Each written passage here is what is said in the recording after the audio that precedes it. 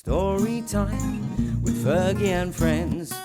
Hello, it's Little Red Story Time from Buttercup Cottage. Yes, live in Bluebell Wood, and it's so exciting. So I've just arrived, and Little Red says that if you're going to read The Dud Bud, then you need to read it from my Rose room.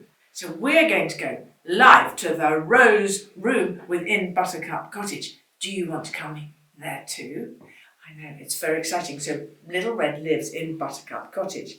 And in Buttercup Cottage, there is the most beautiful little rose room. So we're going to read The Dud Bud from the Rose Room. So come with me. Come and play Little Blue, Little Red, Gino and Roni the Pony. And of course, one day you'll meet the wonky wooden wagon. Yes, it's really fun. You can't imagine what they all get up to. So lots of love. Lovely to see you. And here we have The Dud Bud. Perfect.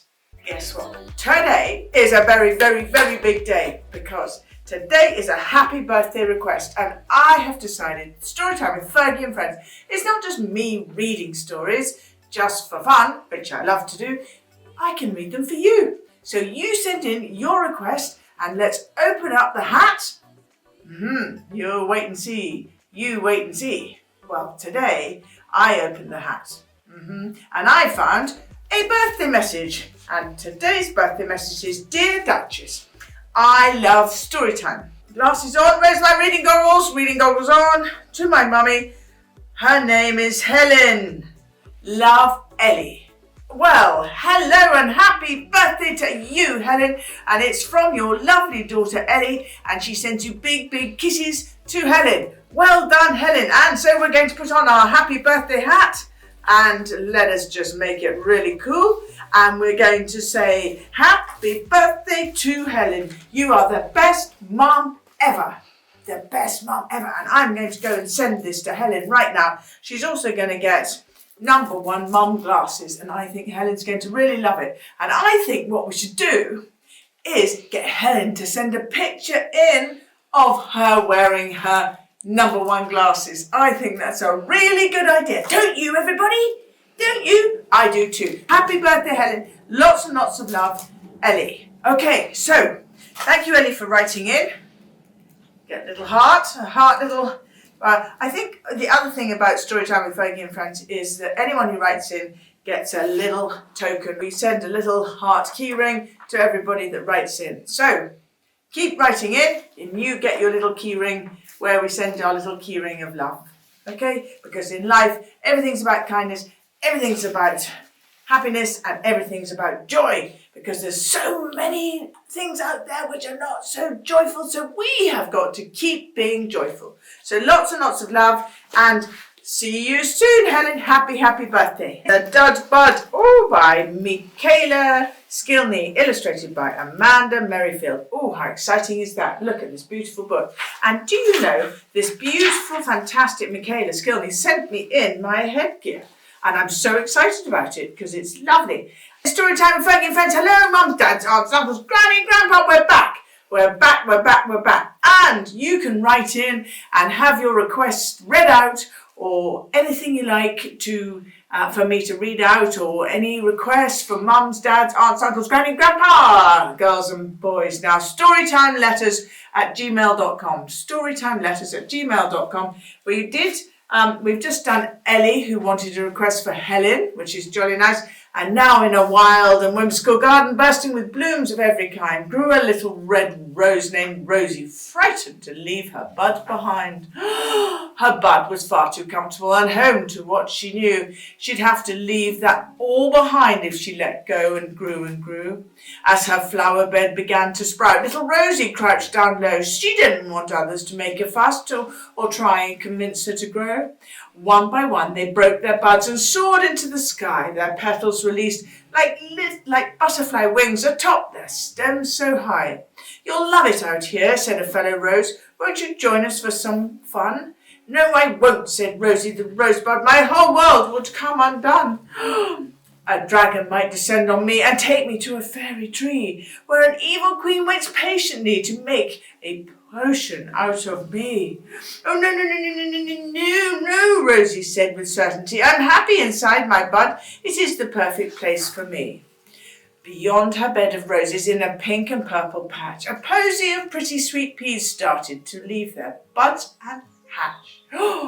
One lovingly questioned Rosie, "What's the worst that could come true?" "The worst," said Rosie the Rosebud. "Boy, do I have news for you.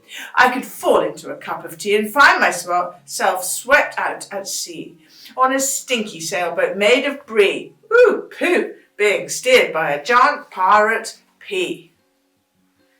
"Oh, no, Rosie said respectfully. "I'm content inside my bud. It's the perfect place for me."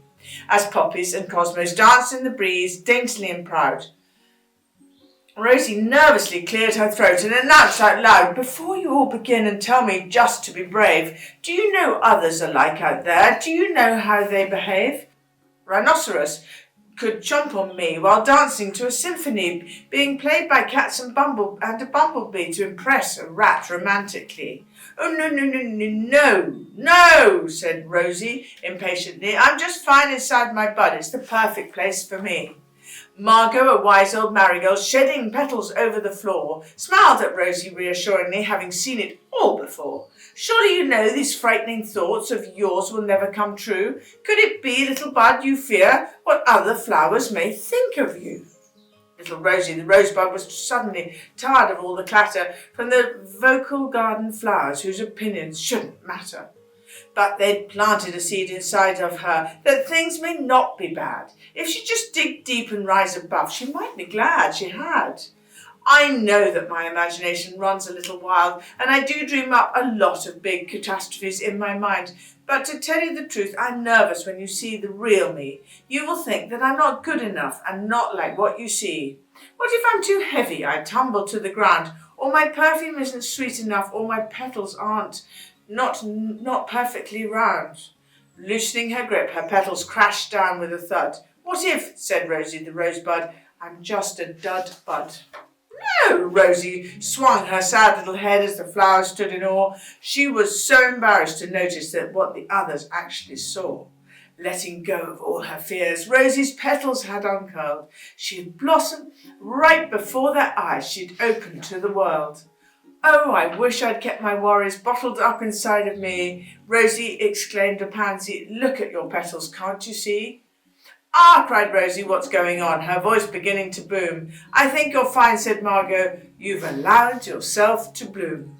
Rosie closed her teary eyes and took a deep breath in, and she had never felt so light or bright or cozy in her skin.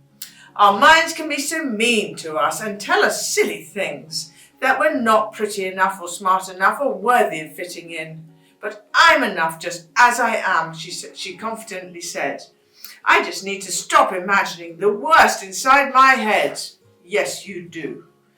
With newfound strength and happiness that filled her floral heart, Rosie's only regret in letting go was not doing so from the start. Because every time you face a fear or tackle something new, you will learn, like little Rosie did, your biggest hurdle is you. Oh, whoa, Rosie said so gratefully, and how wonderful it feels inside to be finally set free. The end. Well, what a lovely, lovely story. Well done, you. Well done, the Dud Bud. What a great book. Fergie and Friends, with Fergie and Friends.